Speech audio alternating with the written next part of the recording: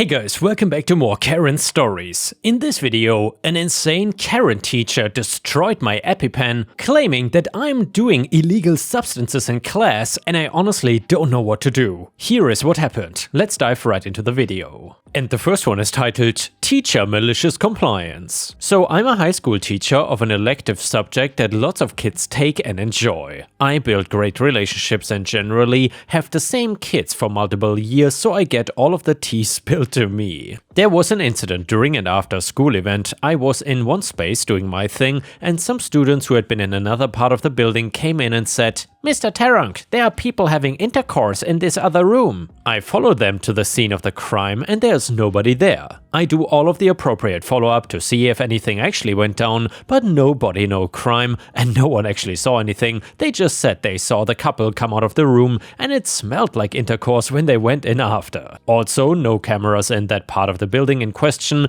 a thing I had pointed out as a problem multiple times in the past. Fast forward like 4 months and the principal calls me down to their office. They proceed to chew me out for not reporting the incident, it having finally made its way through the rumor mill up to the top.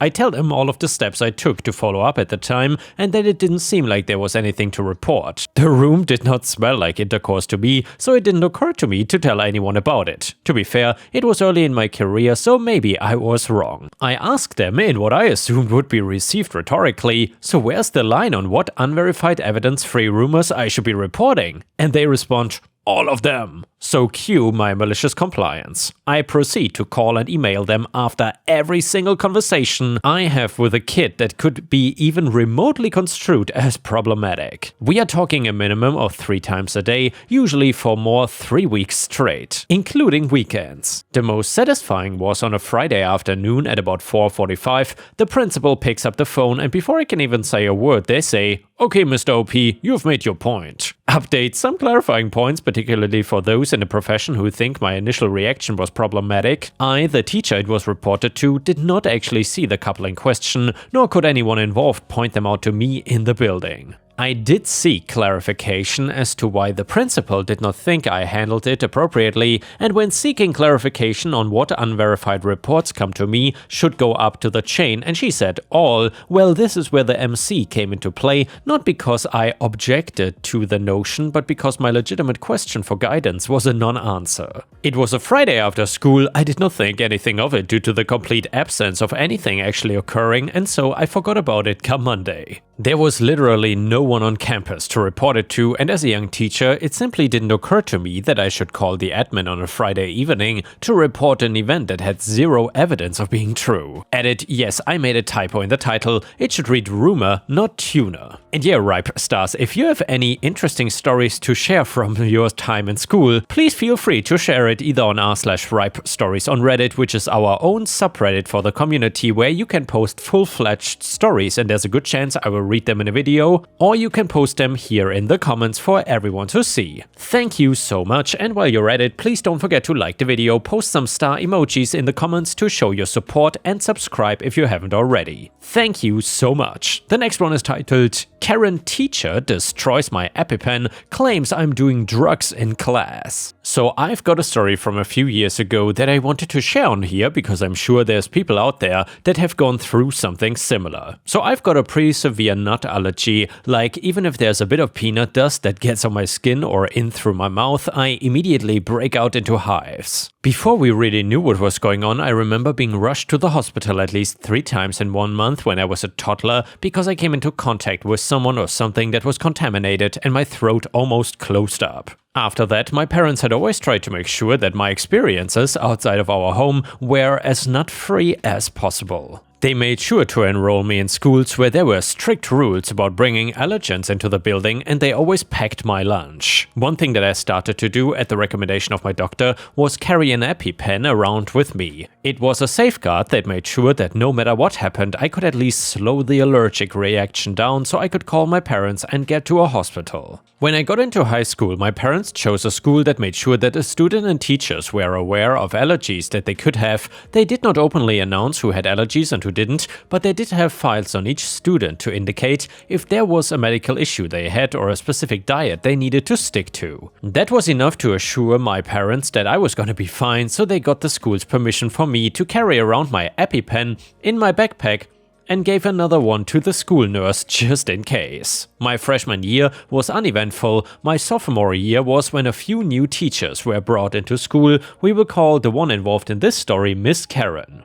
Miss Karen was strict. You could not do anything in her class that was not taking notes on her lectures. Even if you wanted to get a start on the assignments she had planned, she would take away your notebook until the end of the period, so you could not even take notes. The best thing you could do was get out whatever you needed for the class right at the beginning before the bell even rang. She did not like when students were looking in their book bags for pencils or paper.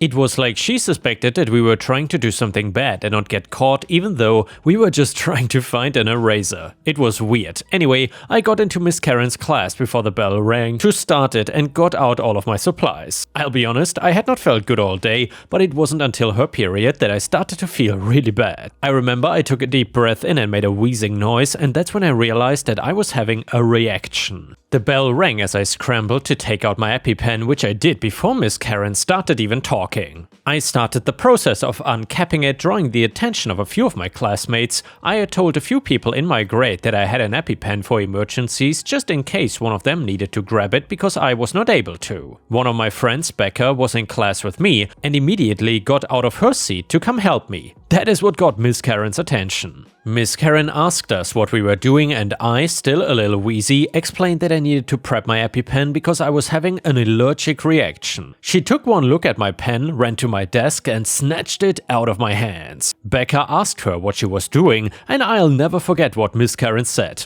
"I cannot believe this school would allow students to just blatantly take drugs during class. I'm disposing of this." I tried to tell her that it was not a drug, it was medicine, and if I didn't take something, my throat was gonna close up. She just scoffed, went back to the front of the room and took the Epipen and cracked it open on the side of her desk. She dumped the rest of the Epipen into the trash and just started teaching again like nothing even happened. I'm gonna be honest, the 10 minutes after that are a little fuzzy. I was trying to keep calm and not get myself too worked up, because if I did, I know it would just make my throat close up even faster. I could hear some of my friends yelling at Miss Karen, but she was yelling right back at them. I found out later that Becca had told her about my other Epipen in the nurse's office and volunteered to go get it, but Miss Karen threatened to put her and anyone else who left the classroom into detention. In all the commotion, Becca managed to sneak out the door and ran as fast as she could to go get the nurse. The next thing I really remember was the nurse stabbing the Epipen from her office into my leg. Miss Karen was yelling, reaching for the phone in the classroom, and threatening to call the principal on the nurse and Becca for giving me drugs. The nurse had Becca help me get up from my seat, and they both took me to the main office. Well, by the time we got there, the principal was out of his office, but he took one look at me and seemed to understand what had happened. He let me call my parents, and a few minutes later I was out of the school building and headed to the emergency room. The first thing my parents did after I got into the hospital was call up a lawyer to sue the school for reckless endangerment and negligence. The school immediately countered that they had all of the procedures in place to make sure that I was taken care of for my allergy and that the sole blame was on Miss Karen. While I was in the hospital, there were statements taken from Miss Karen, Becca and the nurse about what happened the day I had my reaction.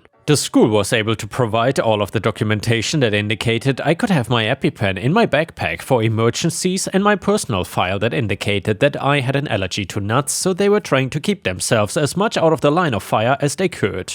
The authorities went through Miss Karen's trash the day after the incident to check for the Epipen, and as it turns out, there were wrappers for candy bars in there too. Miss Karen had been eating candy with nuts in them, so my reaction was to her candy. Members of the staff are not supposed to keep anything with nuts in their rooms, so it just cemented the fact that she didn't even care about the students she was teaching to learn who had allergies. Miss Karen was fired and the school offered their apologies, making sure to crack down on procedures involving allergies. They made it mandatory for all bags to be checked for allergens. I remember they had gotten a grant to train a medical alert dog that would be at the front of the school every morning to check for anything that even remotely could set off an allergic reaction. I think the dog is still there, even though I graduated 2 years ago. Finally, my parents decided to turn the lawsuit to Miss Karen, and she was insistent that I had been the wrong. She claimed that my Epipen was actually a drug and was not something that could help me, and that the nurse had fueled my drug habits. She wanted to fight the charges in court, which were the same ones that were brought to the school that my parents dropped, and claimed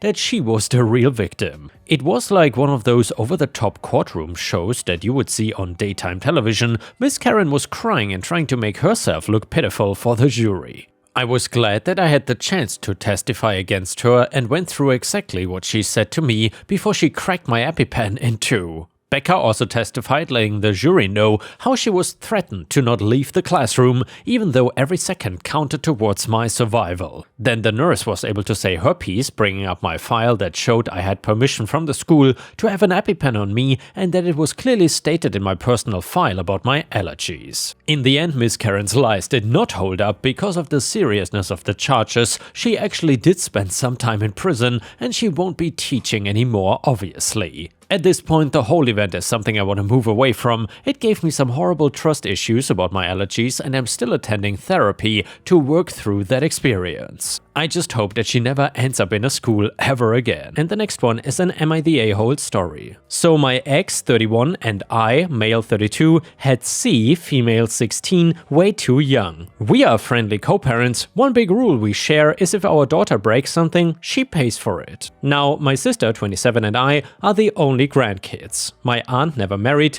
Instead, she worked with my grandma and grandpa at their seamstress store and took it over when they retired. My sister's girlfriend, 29, proposed last year, and grandpa offered to make future sister-in-law a custom suit, which she was over the moon about. Grandma had me ask sister what her dream dress was and record the convo. Sister, thinking it was just between us, told me in great detail what her dream dress was, though said it was way too expensive, so she would get something much cheaper. Well, a few months later, Grandma surprised my sister with her dream wedding dress. It fit perfectly and everyone cried. Sadly, my grandma recently passed away, which hit us all hard. My sister was devastated, but decided that the dress meant my grandma would still be there with us at the wedding. The issue comes in with C. She is very large, much larger than my sister. 3 days ago, we decided to go visit my sister and see how she was doing. It was great, but then C asked if she could try on the dress. And by the way, Ripe Stars, if I understood correctly, C is the daughter of OP. Anyway, my sister politely said no, C made a face, but dropped it. Later, we decided to go grab dinner. My sister and I went to pick up our orders, but C decided to stay and play with my sister's dog. We got back and the dress was destroyed. C had apparently tried to get it on, popping some seams, and got stuck. Instead of waiting for help, she cut her way out. The dress was hacked to bits, sister was devastated and asked us to leave. I grounded C and called my aunt with some pictures, asking if it could be saved. She said there was no way. She said she would make a new one, but it wasn't the same. Then she dropped the bomb on me. GMA had hand-sewed most of the dress, used super expensive fabric, and put almost 500 hours in making that dress, since it was the only family wedding we would have. In total, the dress cost $12,000, give or take. C has about $15,000 saved up from various jobs, as well as winning writing competitions. This was supposed to help her in college. I took her to the bank and set in motion transferring all the funds, since as her parent I still have control over it. $12K to my aunt to pay for the new dress, and $3K to my sister's wedding as an emotional distress tax. I explained exactly why this was happening to C, but she sobbed the entire time, asking what she was supposed to do for college and saying it wasn't her fault. I told her she could get a job if she didn't get a scholarship, and it was her fault for trying on the dress after she'd been told no and for not waiting until we got back. A few popped seams could have been fixed, but hacking the dress to pieces couldn't. C told my ex, and while she agreed C was in the wrong after the full story, said I shouldn't have ruined her future for her free dress. I reminded her of our rule and she still thinks that I'm wrong. So Reddit, am I the a-hole here? Edit, since people are mentioning they don't understand the $3K, that was to make up to my sister that C destroyed the last gift our dead grandma ever gave her. I consider that part of the price of destroying the dress, since even if my aunt remakes it, it lost a great deal of its sentiment value. I pointed out how young we were here because I wanted to explain how a 31-year-old has a 16-year-old kid. I don't resent having her, she's the best thing I've ever done. I also brought up C's size because my sister has Crohn's disease and thus is very tiny. The dress was made for her size and C is much larger than sister. I love C as she is, but just holding the dress up it was clear it wouldn't fit. Edit number 2, to clarify, the money was C's have fun at college money, not her college fund. My ex and I are paying for whatever scholarships don't. When she was asking what she would do for college, she was asking what she would do for fun and to buy things we didn't pay for. Again, the character count is limiting, so I had to cut details. Edit number 3, so I got off the phone with my ex about 20 minutes ago. Some of your suggestions, I sent her the pictures and she freaked out. She apparently didn't believe me when I said it had been hacked apart and believed it was just a few torn seams. However, she was pretty much on my side afterwards. She told me that she has spent the day badgering our daughter, asking her why she did what she did, and finally, C cracked and said she was mad that grandma was not alive to make her a dress and that it was unfair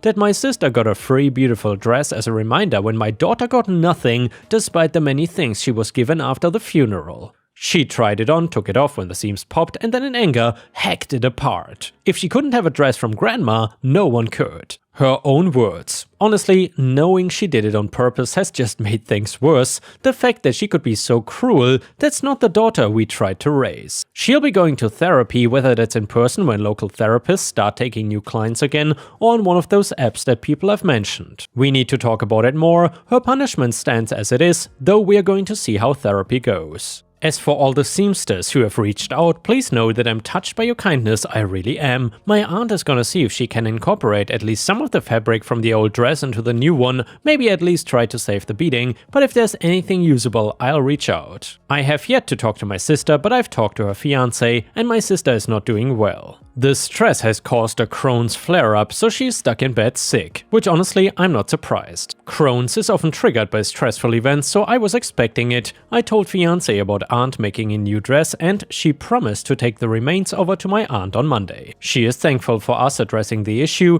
but has asked for some space from sister so she can recover and heal and hopefully not end up in the hospital. As for the 3K, we will see what my sister's state is in a few days. If she has to go to the hospital, then the money is forfeit for her medical bill since it was C's selfishness that put her there, so she can pay for it. If sister doesn't end up in the hospital, then I will consider giving it back after she's gone to therapy for a few months. If she's accepted what she did was wrong and worked to make amends. We will see what the next few months bring. And yeah, Ripe Stars, let me know in the comments what you think about this. Was OP the a-hole here or not? Comment number 1, not the a-hole, absolutely not, she ruined her own future. In my mind, that dress was not $12,000 or even $15,000, it was just priceless. It could have and should have been passed down for generations. I'm horrified your daughter did such a thing. Most kids don't go to college with savings, so she's just gonna have to tough it out. I hope she looks back one day and realizes the payment she made was severely short. I'm so sorry this happened to your family. Comment number 2, not the a-hole, your daughter is old enough to know what she did was wrong. And I think that you are right to give your sister the $12K for the dress. Your daughter can continue to work as she has time left before college,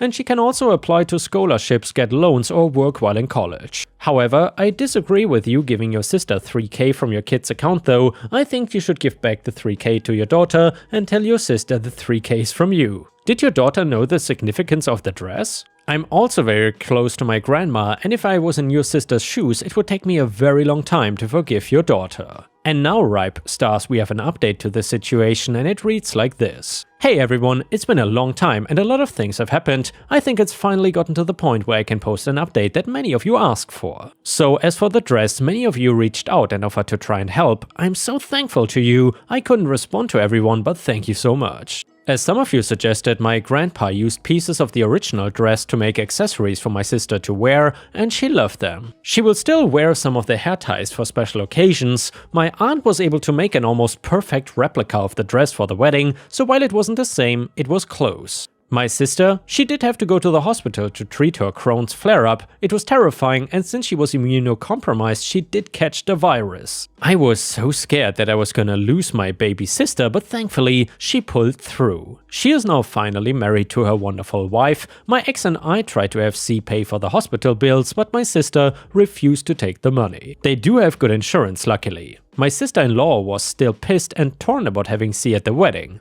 However, my sister insisted. C was not part of the wedding party, but she was still invited and joined their special day. While it's not forgotten or really forgiven, my sister is willing to move on at least. Finally, C, I think seeing her aunt so sick did help kickstart C realizing how wrong she had been, since it was a domino effect of her actions in the first place that started all of this. She herself admitted in therapy it was her jealousy over having to buy a wedding dress in the future instead of having one made for her like it was done for my sister. She does still struggle with her anger at times, but it's getting better. It turns out she used to get all her anger and aggression in sports at school with her friends, which is why she seemed so calm all the other times. However, being in lockdown just forced everything to build up in an unhealthy way, still not an excuse for what happened, but at least an explanation. As I said in an update last time, my ex and I are paying for college for whatever scholarships C doesn't get, so at the time, taking 12k for the dress seemed right. And yes, I do still stand by that, but after seeing how much she has worked on herself and trying to repair things with my sister, I've given her back the 3k that my sister did not take for hospital bills. She's also been working with my aunt and grandpa one day a week, as well as editing other essays to build back up her fun money. I matched 50% and gave it to her when she graduated. She started college in the fall with a few scholarships and is continuing therapy. Things are still tedious with her and my sister, but they are working on it. C has been trying hard and shown she is really sorry and is trying to fix things. I still think we have a while to go, but we will get there. And with this, we have reached the end of the video. However, if you cannot get enough of my content, please check out my endless playlist, where you can find thousands of hours of content. In addition, please don't forget to subscribe to my channel to not miss any of my daily uploads. Thank you so much in advance, and I hope to see you again tomorrow.